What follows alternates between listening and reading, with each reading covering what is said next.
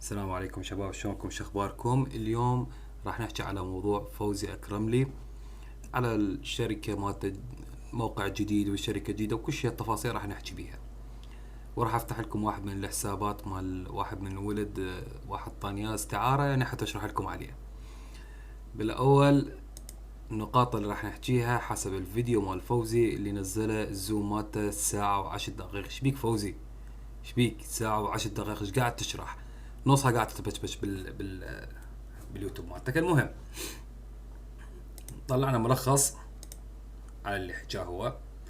اول شيء تحويل الحسابات، حول الحسابات من يونيك هاي الى يونيك ثانية اللي هي فاتحها هو. مخلص الكلام يعني، ايش قد ما تدورون هو اللي فاتحها، صدقوني هاي شركة إله هو. انت انطردت فوزي من اليونيك، والدليل موقعك تعلق. خلاص شطبولك عليه، تعلق الموقع مالك. وهذا الموقع جديد هنا اذا تقرون يونيك دوت يعني يونيك نقطة فاينانس، هذا القديم. الجديد صار يونيك فاينانس نقطة دوت كوم، صار هذا الموقع جديد مع فوزي. تقول تحديثات ماكو بعد، كل شيء تدوس كل شيء ما يعني هاي جربوا انتو شو تدوس ماكو، كل شيء ما يطلع لك. بس دقمة الهوم هنا، النقطة مال الهوم، ومتفوت هنا اباوت اس مال يونيك يوديك. اما غير شيء ماكو، بس الاباوت يوديك. بس مثلا تجي هنا على تريدنج، نظام الاس اف دي تريد والاوتو تريد، بعد دوس كليك ماكو، ما يوديك شيء. على الماركت روح ماكو، فوركس ماكو. يقول لك الموقع تحت التحديث، ما ادري والله يعني، هو اكيد الموقع بعد ما كامل. من هنا تفوتون على التريد يوديكم على هاي الصفحة. زين، هنا الايميل السبورت هنا سبورت unicfinance.com. الايميل ماكو شيء يعني، قبل ما تصفحون بالموقع ماكو. نرجع الصفحة الرئيسية مالته، نزل لك الفيديو من فيديوهات القديمة. هاي اللعبة بالطوبة اللي طلع بيها يونيك فاينانس، البرنامج الممول هو يعني بفلوس مو ببلاش. زين، هنا يشرح لك كريبتو ما كريبتو، فوركس والنفط وما نفط واي شغلات. المهم مثل ما قلت لكم، هذا الموقع انطرد فوزي، فريق فوزي، السيرفر مال فوزي انطرد من اليونيك. ولان اليونيك كلها، هاي اليونيك القديمة اقول لكم، شركة مو حقيقية، ما لها اي اوراق رسمية، فاي واحد ينتحل هسه شخصية اليونيك ما حد يقدر يجي يحاسبك قانونيا. خلوها ببالكم، لان الشركة ما لها وجود، ما لها مكتب، ما لها مدير. فلهذا اي واحد يقدر هسه تقدر تفتح لك حساب تسميه يونيك فاينانس، وما حد يقدر يحكي وياك اي كلمة، لان ما حد حيسترجي يقول لك الشركة مالتي، ويشيل كل هالدعاوى اللي مشتكين على اليونيك، وغسيل الاموال وتهرب من الضرائب وهيك شغلات. المهم نجي تحويل الحسابات. ثانيا تحديث برنامج الاي تي اس. حكيت على الداتابيس انه تحول، انه الداتابيس كانت قديمه ومن وراء هذا ستيف ما في اسمه، وانطرد ذاك من الشغل، وجوي هسه جماعه جديده، تيم جديد باداره جديده، انه حدثوا برنامج الاي تي اس. برنامج الاي تي اس اللي انت تحكي عليه تكلفة الحاسبة الوحدة مالته 2 تريليون. انت ايش قاعد تحكي؟ شنو الداتابيس مالته تكون قديمة؟ شنو الداتابيس مالته تكون قديمة؟ زين خلينا نكون واقعيين. يعني اذا نرجع لليونيك هنا القديم، مو اكو هذا السيرفر هياته البوابة الرئيسية، وعندك هنا البوابة كانت الفرعية اللي هي مالتك. ليش هم دا يفتحون ودا يصرفون وكل شيء ماشي امورهم؟ حتى انا دا اقول لكم اياها وهمية كلها، بس ليش هنا اكو صرف وانت هنا ماكو صرف؟ زين تقول لي ليش؟ انا اقول لك ليش. انت ملتهي لي بالايمه مالتك، انت ملتهي بعمله الايمه مالتك، وقاعد تبني مشاريعك على حساب العالم، ما قاعد تصرف لهم ارباحهم. فريق اليمن قاعد ياخذ ارباحه من عندك، ياخذون الارباح. بس فريق العراقي كله اللي عايشين بالعراق خاصة ولا واحد أخذ أرباح. المهم نجي لغاية برنامج المصادقة الثنائية. زين. وحكيت على موضوع انه اكو حسابات تهكرت هنا. أنا خليني احط لك نقطة شوية. يعني يعني كلامك هذا اللي حكيته بينت انه انت انسان ما فاهم. ماكو هكر بالعالم يجي يفوت على شركة حتى لو يخمن رقم حسابه. هسه اني خمنت رقم الاي دي مالتك، اقعد اخمن فوق. يعني اول شيء هذا الحساب ما مسجل باسمك رسميا حتى انا اعرف انه هو مسجل باسمك، الا اذا دخلت على حسابك واعرف. يعني لازم اهكر واحد من حساباتك يلا اقدر اخمن حساب الباسودات البقيه. وهاي اذا قدرت اخمن انه هذا الاي دي تابع لك انت. فانت لا تقعد تشاطر على العالم وتقعد تقول والله انه حسابات تتهكرت. يجي الهكر ياخذ الاي دي ويقعد يخمن الباسورد مالتك على جزء مواليدك. ليش هو يعرفه منه هو حتى يعرف مواليد ايش قد؟ ترى يعني هذا من حكيته بينت تفكيرك سطحي. المهم عدم الاصغاء الى اي قنوات والتركيز ويا فوزي فقط. انا هنا مكتبته والله العظيم ضحكت راسي اوتوماتيكيا. تعرفون على من يقصد؟ يقصد على جروب الزئبق والجروبات الثانيه على الفيسبوك من فيسبوك، على القناه مالتي انا همينه. يريد العالم كلها ما حد يباوع، ما حد يسمع اخبار من اي مكان، وتركز العالم كلها ويا فوزي وبس. ويجرها سنه سنتين ثلاثه بدون صرف ارباح وما حد يحكي. كل مره يطلع لنا عذر وبنج وما حد يقدر يحكي. واللي يحكي بذول الجروبات يقول لك انت مسقط انت مسقط. اوكي حكيت على انه نسبه السحب 10%. زين هو الموقع بعد ما متحدث وما كامل، وانت تقول كل شوي انا ما عندي المعلومات. شو عرفت انه المعلومات انه 10% سحب راس المال؟ فوزي مين جاب هاي كلاواتك؟ النقطة السادسة قوانين كسر العقد ما تعرفها. زين انت شلون عرفت انه نسبة سحب الارباح 10% وما عرفت قوانين كسر العقد؟ بالشغلة اللي تطلب بيها فلوس تعرف نسبتها ايش قد وتعرف ايش قد تحكيها رأسا تعطيها للعالم. بس بالشغلة اللي انت لازم تطلب بيها فلوس، يعني قصدي بالشغلة اللي يعني بالشغلة اللي لازم العالم يحقوك بيها ولازم ترجع فلوس العالم بيها، تقول انا ما اعرف الشركة والشركة. حركت الرصيد كل الارباح مال العالم، حولت الرصيد محروق. السبب ليش ليش حركت الرصيد مال العالم؟ من اعطاك الاذن بهذا الشيء انت وشركتك وخرع الشركه؟ احكيكم اياها قدام الكل. منو هي الشركه اللي تحرق رصيدي؟ اخذت موافقتي اني كمستثمر؟ اخذت موافقتي اني كمستثمر انه تحرق رصيدي، انه تنقل حسابي للشركه الثانيه؟ لو هي شركه حقيقيه تخيرني انه يا تنسحب وهاي فلوسك، يا اما تحول ويانا بالجروب يعني بالموقع الثاني. بس انه تجي تنقل لي رصيدي وتحرق لي، يعني تنقل الارباح ما تحرق لي اياها وتنقل لي حساباتي كلها. ترى هذا فيلم هندي، يعني فيلم هندي. زين وتحرق الرصيد انت حتى شنو العالم ما تقدر تسحبه. والله شنو تجبرهم انه يسوقوا لك، يرجعون العالم يسوقون. افتهموها هاي اللعبه ترى كلها من فوزي. ترجع وتهدد وتقول انه اللي يتجاوز على القادة او انا اقولهم حرامية، احكيها الحرامية، ذولا مو قادة ولا ابلاينات، حرامية، وانت اكبر حرامي بيهم، انت اكبر نصاب. زين تنسد حساباته. زين الشركة ما عندها شيء ثاني انه غير بس تعلق حسابات العالم وتحاسبهم المستثمرين اذا يتجاوزون على ابلايناتهم والقادة مالتهم، وما تشوف مشاكل العالم صرف الارباح اللي هو دي يجبر العالم انه دي يتجاوزون على قادتهم والابلاينات مالتهم. زين الشركه ما تفتح باب ما الشكوى للناس العاديين حتى يشتكون. يجوز واحد ابلاين قفل التليفون مالته وداروتشه وراح، شو اسوي له؟ اظل ادعي له بالخير ورا ظهره يعني مثلا؟ لا قد اوقع بيدق فشار وغلط ومسبه. ترى تحكي حكي ترى يعني العاقل ما يقبله.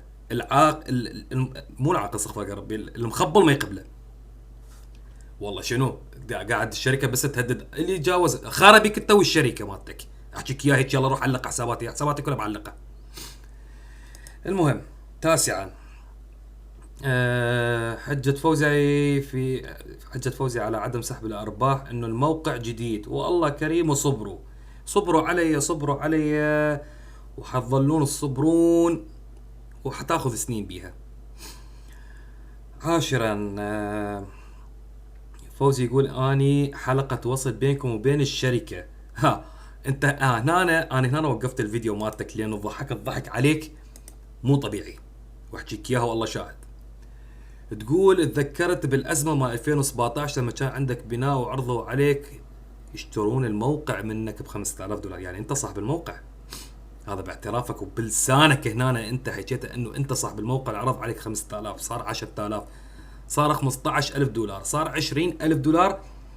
هذا كلامك انت انه انت يعني هذا يدل على انه انت مالك الموقع. زين. هنا تقول بعدين بالفيديو مالتك تقول اني ما لي علاقه، اني صارت حلقه وصل بيني وبينكم، يعني بين المستثمرين وبين الشركه، وحافظوا على هاي حلقه الوصل. كل ما تحافظ عليها كل ما تكون إلك، واذا ما حافظت عليها اكيد ما حتكون إلك.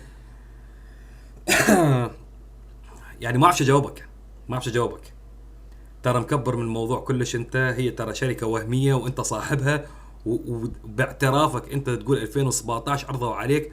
بعدين رجعت حكيت على داوود وانه داوود وتوثيق، تقول كل شيء موثق بالواتساب.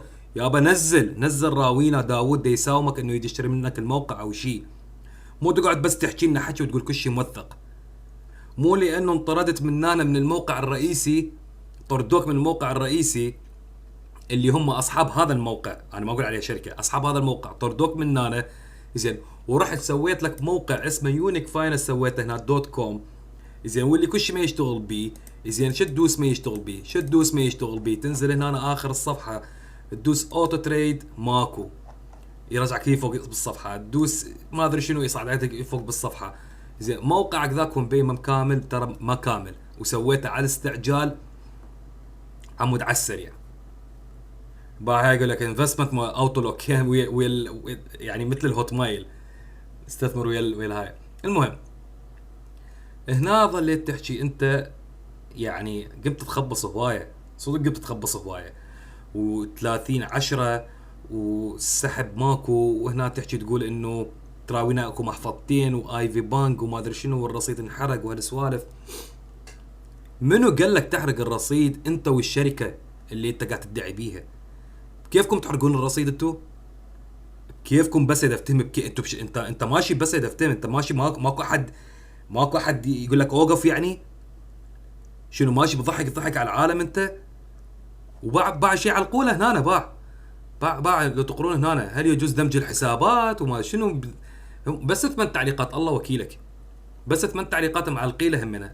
وهذا ان شاء الله خير كاتب له وبارك الله بيك، يعني اللوجيه مالته ذولا.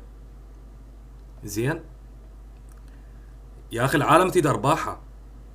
يعني بهذا الموقع انطردت، جبت موقع ثاني، اذا افتح الموقع تطيف فلوس العالم، ارباح لك بقت ملايين انت من العالم.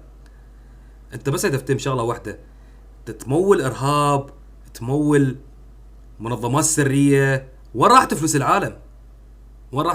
يعني هاي الفلوس اللي نقدت كلها، الدفاتر والشدات والمليارات الدولارات اللي راحت، وينها؟ وين ما سويتوا بيها؟ تقنعني انه راحت لك بنيت لك بها ايما 1 وايما 2، وبالاخير تقول انه والله ايما للشركه،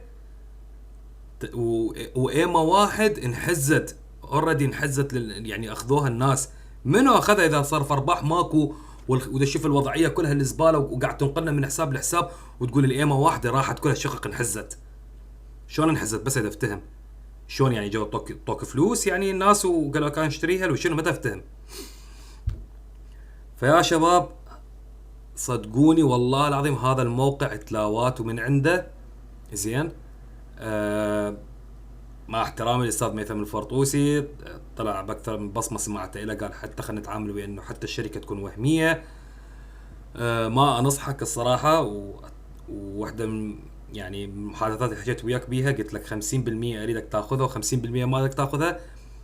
50% بدك تاخذها لانه عرفك انت اذا اخذتها انت انسان صريح. فيعني يعني اذا شركه وهميه وهالسوالف، وانا متاكد وهميه، بس دا اقول لك يعني اذا هاي بوقت انت ما حتخفي على العالم، يعني راسك حتقولها للعالم. اضافه الى عوفك منها، يعني انت قدها تحلها، بس انه ما اريدك تاخذها لان سمعتك طيبه والناس تعرفك والناس تحبك، فما اريدك تخسر سمعتك هاي وفوزي يطلع من عندها ويقول انه انت مدير الشركه ويطلع من عندها مثل الشعر من عجين، وما راح يطلع من عندها مثل الشعر عجين، العالم كلها تعرف فوزي. المهم كلها تلاوات بتلاوات. اعرف ناس اجتهم حسابات، يعني هم حساباتهم قديمه، دقوا سووا فرقت باسورد يعني استعادة الحساب، اجتهم 7 8 حسابات سوا، والحسابات اللي يعني دزوا لي صور عليها الحسابات كلها جديده، هم السبع ارقام اللي 10000 يبدي اول واحد يبدي، يعني اول رقمين يبدي من عند 10000، وفاتوا على حسابات شافوها مو بس ما هو مسجله اصلا يعني. المهم راح افتح لكم حساب اشرح لكم عليه، ولا هو فوزي اصلا شرح يعني وقال انه يعني ايش حكى لكم، هذا الداش وهذا اللي تفتح حساب جديد من انا، والترانسفير من انا، والريبورت من انا، واللايف والذهبيه والمباشرات كل هذا هنا.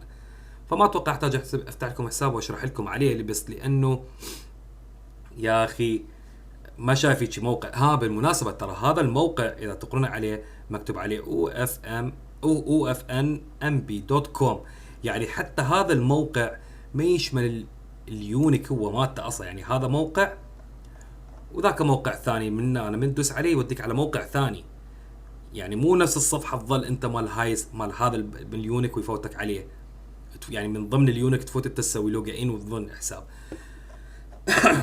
المهم هذا مو فد شيء يعني فد معضله، يعني اذا هو فاتح حساب، يعني حساب واحد يشارككم به الاخبار وما اخبار اللي هو هذا قدامك، وحاط لك رابط منه انا جوا، تدوس عليه يوديك على الموقع الثاني، تفوت على الموقع الثاني تكتب الايميل مالتك والباسورد وتفوت، ويطلع لك الموقع هذا كله مالته قدامه فوزيات هنا اللي هو قدامكم انتم، رقم الحساب مالتك، وتطلع لك رساله بالبدايه كانت غيروا نسبة الأرباح وما شنو، بس اللي عجبني بها إنه كل ذراع 500,000 دولار، زين يلا تاخذ 100,000 دولار، يعني تحصل لازم تجيب $1,000,000 حتى تحصل 100,000 دولار.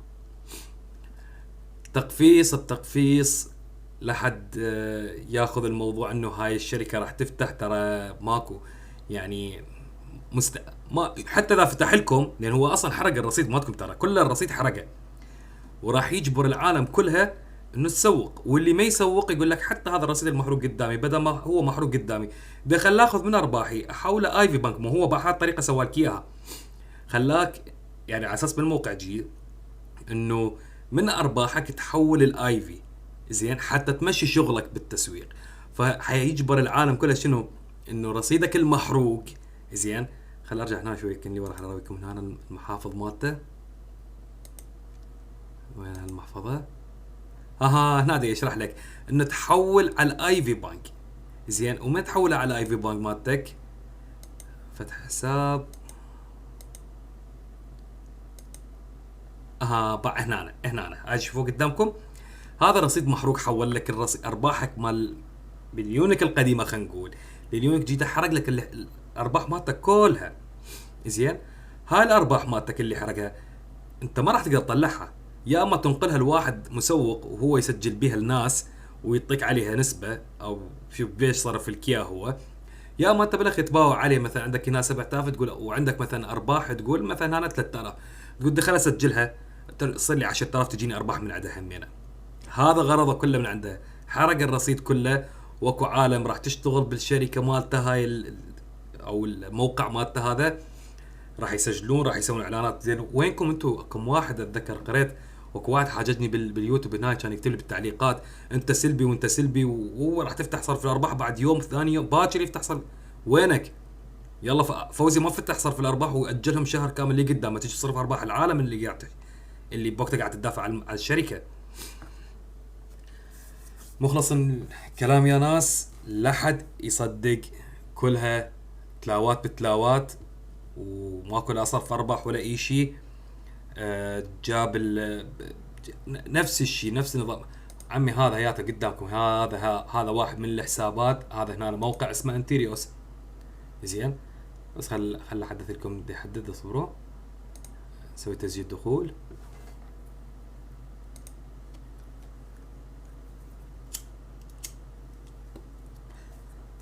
هذا موقع زين، دخلت بيه ب 280 دولار 200 دولار هيك شيء. شوف ايش قصر عندي ارباح. هاي مجموع الارباح اللي عندي، يعني راس المال مالتي اللي صار. هاي ارباحي هسه اللي على اساس انه اقدر اسحبها، بس ما اقدر تسحبها. موقع ينزل لك ارقام بس قدامك، ينزل بس ارقام، بس انه تسحب ما يسحب. هذول مواقف عندهم صار في ارباح وكل شيء، ودولار ما قدر تسحب من عندهم، بس ارباح موجوده. يخلي العالم يشوف هذا الشيء حتى تطمئن العالم، حتى تجي تفوت تسجل العالم ويصيرون ضحايا. زين، فهاي الفلوس انا كل شيء ما اقدر اسوي لها، يعني ما اقدر اسحبها ولا اي شيء. حتى اذا اسوي معامله طلب سحب فلوس تظل معلقه، وتظل سنه كامله لي قدام ما راح توصلني على المحفظه مال بيتكوين. زين، فكلها تلاوات بتلاوات. هاي المواقع كلها قدامكم، بدها تشوفوها انتم. ماكو هسه هاي قدامكم. صار عندي 356 الف دولار. راس المال مالتي 356 الف دولار. مجرد صارت مثل اللعبه هاي هسه 25 الف قدامكم، افوت من اسئله دي بوست. هاي قدامكم حسويها.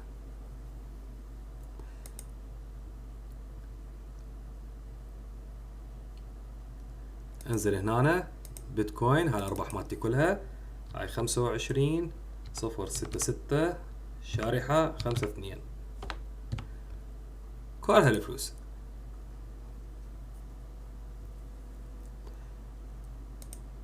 هاي يقول لك 4% لمدة 50 يوم، حظل اعطيك يعني 4% لمدة 50 يوم، وراها ترجع لك هذول الفلوس. وصار لها سنين وما قاعد ترجع الفلوس ولا اي شيء. هاي هسه ارجع هنا، هاي صفرت الارباح مالتي، صارت عندي 351 الف، كانت 356 الف. فكل هالمواقع برامج كلها تلاوات، هذول هم ينزلون ارباح قدام العالم. هو كان كاتلنا 24 ساعه يقول اوكي هو ما قصر في ارباح، متوقف هسه حاليا بازمه كورونا، بس دي ينزل الاي تي اس، دي ينزل فلوس العالم. هذا بده ينزل فلوس من برنامج، هذا من البرنامج هذا حاله حل برنامجك فوزي. هم دي ينزل ارباح يوميه بس ما قصر في ارباح. فكافي ضحك على الناس. يا ترجع فلوس العالم، يا اما خلي يعني يا اخي كون شجاع مره واحده وقول قدام العالم ماكو صرف ارباح. خلاص هذا الموقع، الشركه فلست، راحت فلوسكم. حتى الناس تعرف شو تسوي. مو انت ظل كل كم يوم ضاربهم ضاربنا مخدر. اتمنى تكونون بخير، وصدقوني لاكو موقع الشركه بلندن. انا حكيتها بالفيديو اللي قبلها. وصدقوني مكتب مال ايجار، يعني مكتب للايجار غرف، ياجركم غرفه. مثلا عندهم طابق كامل، عندهم مثلا 20 غرفه. هاي الغرفه تاخذ 5 اشخاص، هاي الغرفه 10 اشخاص. تجي انت مثلا عندك مقابله تسوي بيها، انتم كم شخص؟ تقول له مثلا احنا 4 نفرات، 4 اشخاص. يقول لك هاي الغرفه تاخذ توسع 5. تفضلوا يعني احجز، ادفع فلوس وفوت. يوفروا لك انترنت ويحطوا لك شاشه مال عرض وفضها. وهذا كل اللي بالموضوع. لاكو موقع بلندن بالشركه ولا اي شيء، الشركه منحله اصلا من زمان، وقلت وشرحت هذا الشيء بالفيديو. واذا فوزي يقول انه الشركه ما منحله، يا اخي نزل موقع الشركه، ليش قاعد تخاف؟ نزل موقع الشركه، نزل عنوانها، نزل رقم المدير مالته. انا بس افتهم يعني هي منظمه سريه، منظمه سريه، بس افتهم انت محتكر الموضوع عن نفسك، ودا تشوف انت وصلت لمرحله انه يعني ترى الناس حتنفجر بيك. اعطي معلومات، قول لهم هذا مدير الشركه. اذا اكو صدق اكو شركه مثل ما انت قاعد حاط ببالك وقاعد تحكي، قول هذا مدير الشركه، هذا موقع الشركه ياتا، يا ناس روحوا حلوا موضوعكم وياه. ما اريد تصير سلسله الحلقه بينك بيننا وبين الشركه. اقطعها هاي السلسله عمي، واقعد دير وجهك واقعد على صفحه انت. المهم هاي كانت اخر تطورات. انا دا اتابع الموضوع، بس صدقوني يعني هي الشغله محسومه، الشغله شركه وهميه وفلوسنا كلها يم فوزي، ولا اكو شركه ولا اي شيء. موقع وحاسبه قدامه وقاعد ويفتح مواقع ويسد مواقع. انطرد منك مننا من هذا السيرفر. هذا السيرفر مشتركين بيه ناس، هم شافوا ظل يخبص فوزي طردوه. زين، طردوه مننا. قام سوى له موقع هذا الثاني هنا، كتب عليه يونيك. ولانه الشركه مو حقيقيه، فماكو احد يقدر، ماكو شركه ما يقدر تطالب انه اكو موقع ثاني فتح باسمه حتى يسدوه. ما يقدرون يسوون هذا الشيء. زين، ففتح موقع هنا، غير بس مجرد انه شال النقطه من هنا، حط دوت كوم بالاخير، وهذا هو. سوى له موقع وهسه حيقعد يلعب على الناس ويضحك على الناس ويقعد والمسوقين اكو قسم عندهم يسوقوا له، وهاي تفوت العالم تعطي فلوس وينضحك عليه ولا اكو ارباح ولا اي شيء. من الناس اللي اقول لكم اياها ابتعدوا من عندها وحلوها وياه. يعني يا ما ادري، اتمنى من ميثم الفرطوسي انه يحل لنا الموضوع باسرع وقت. يا اما تطلع تسحب ايدك من الموضوع وتقول يابا ترى اني حاولت ويا فوزي وفوزي بعد ما منه نتيجه، ولا اكو شركه ولا اي شيء، ولا يعني اللي حكى لي ما موجود، حتى العالم تعرف تتصرف بعد تصرف ويا فوزي يعني زين. يا اما ما ادري يعني انت بيدك استاذ ميثم فرطوسي، يعني نقول لك اياها من هسه اقول لك اياها، الناس معتمده عليك. يا اما تطلع تقول انه اني حاولت ويا فوزي وتحكي لنا صراحه وتقول اني حاولت ويا فوزي وخلاص هذا فوزي بعد ما اقدر اني وياه وانا انسحب من الموضوع. العالم بعد اللي يروح على اهله، اللي يطلع لتركيا، اللي يرفع عليه دعوه، اللي يسوي اللي كل واحد يسوي اللي الشيء اللي يعجبه. يا اما اذا اكو يعني حل، فنتمنى انه يكون الحل جذري وما ياخذ وقت، يعني ايام ساعات اصلا مو ايام زين. غير هذا الشيء فمع احترامنا انك لك استاذ ميثم الفرطوسي، اتمنى انه اذا حتطول الازمه هيجي وانت ما قاعد تقدر توصل حل الفوزي، فاتمنى انه تتنحى ويعني تعترف للعالم، تقول انه اللي صار وياك تحكيه كله، وتخلي العالم بعد تاخذ مجراها، هم كل واحد شيء يسوي. اما اذا انت شفت اكو شيء تقدر تسويه فايدنا بيدك، ويعني احنا كنا اخوتك وخلف الله عليك على اي شيء تسوي. ولحد الان الشيء اللي انت سويته بس روحتك من العراق لتركيا ومقابلتك الى الحرام يحكيك اياها وقعدتك انه تحاول تحل الموضوع، هاي كل الناس شايلتها فوق روسها والكل تشكرك على هذا الموضوع. بس اذا تحس انه ما قاعد تقدر توصل الحل وياه، ارفع ايدك من الموضوع وقول قدام العالم كلها، نزل بصمه، نزل فيديو تريد، والاني ما قدرت مثلا يعني هذا الشخص ما منه شاره وده يظل يتهرب وهالسوالف، اسحب روحك. حتى نحن بعد كل واحد يتصرف بطريقته، بالقانون مو بالقانون، بكيف العالم بعد تصرف. وتحياتي لك كمنا، واتمنى تكونون بخير ونشوفكم بالحلقه الجديده. مع السلامه.